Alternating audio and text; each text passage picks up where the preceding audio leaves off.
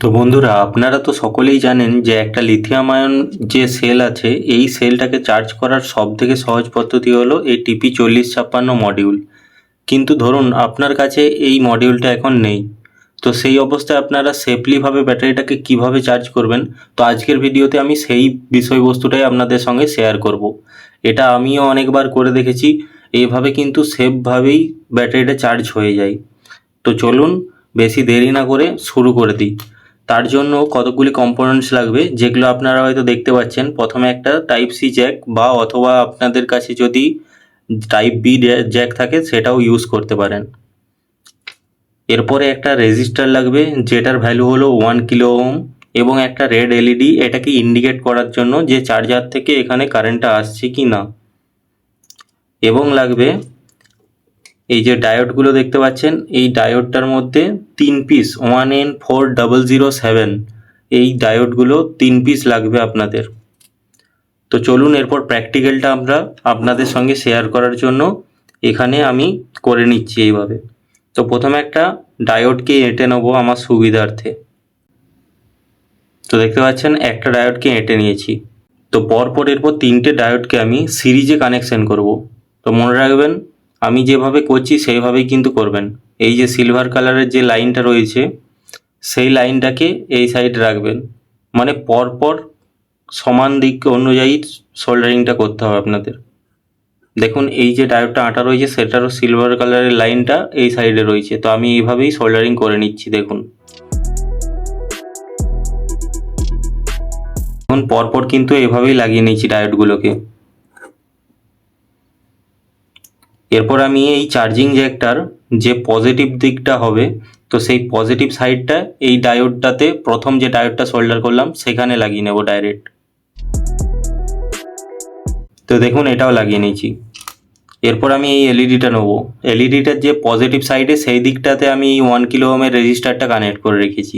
এরপর আমি এলইডিটার যে পজিটিভ দিকটা, সেটা আমি এই চার্জিং সকেটটার পজিটিভ পিনে সোল্ডার করব, এবং এলইডির নেগেটিভটা সরাসরি চার্জিং পিনের নেগেটিভে সোল্ডার করে নেব।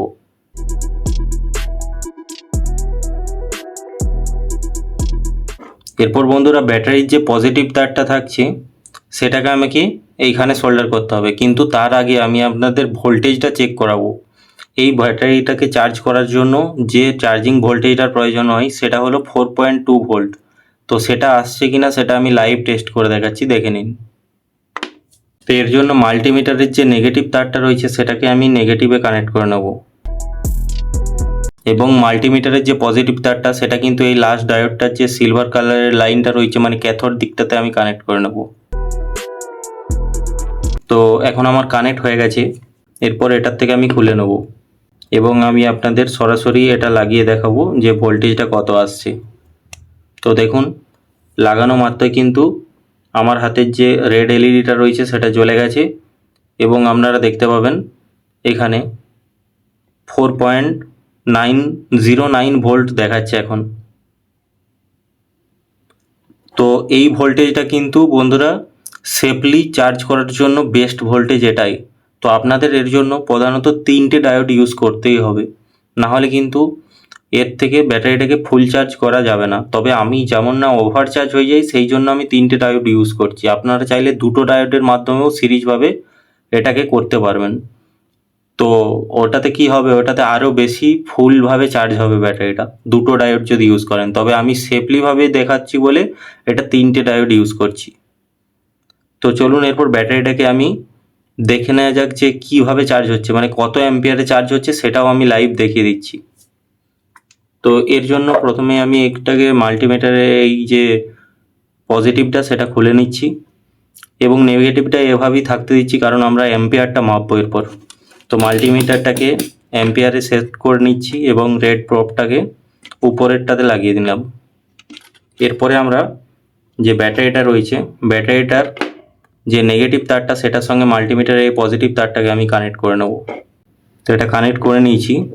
এরপর কি করব, এরপর যে ব্যাটারির পজিটিভটা রয়েছে সেটাকে আমি সরাসরি এই যে সার্কিটটা দেখতে পাচ্ছেন, এর যে ডায়োডের এই অংশটাতে লাস্টের এখানে কানেক্ট করে নেব। তো এখানে আমি কানেক্ট করে নিয়েছি। তো এখন দেখতে পাচ্ছেন এম্পিয়ার কিন্তু কোনো রকমই শো করছে না। তো এর কারণ কি বলুন তো? এর কারণ হলো এই যে ব্যাটারিটা আমি ইউজ করছি সেটা প্রায় ফুল চার্জ আছে, মানে 4.10 ভোল্ট থেকে উপরে আছে, বা এটার সমান সমান ভোল্টেজ আছে। তো আমি এর জন্য অন্য আরেকটি ব্যাটারি লাগিয়ে দিচ্ছি যেটাতে চার্জ কম আছে। তো দেখুন বন্ধুরা, অন্য আরেকটি ব্যাটারি লাগিয়ে দিয়েছি আমি, এবং সেটাতে 0.48 অ্যাম্পিয়ার 47 অ্যাম্পিয়ারে কারেন্টে চার্জ হচ্ছে এটা। তো আমরা এটার জন্য ওয়েট করব এরপর যে কতক্ষণে ব্যাটারিটা ফুল চার্জ হয়ে যায় এবং এর অ্যাম্পিয়ারটা লেভেলে চলে আসে, মানে 0 অ্যাম্পিয়ার হয়। তো সেটার জন্য ভিডিওটা দেখতে থাকুন।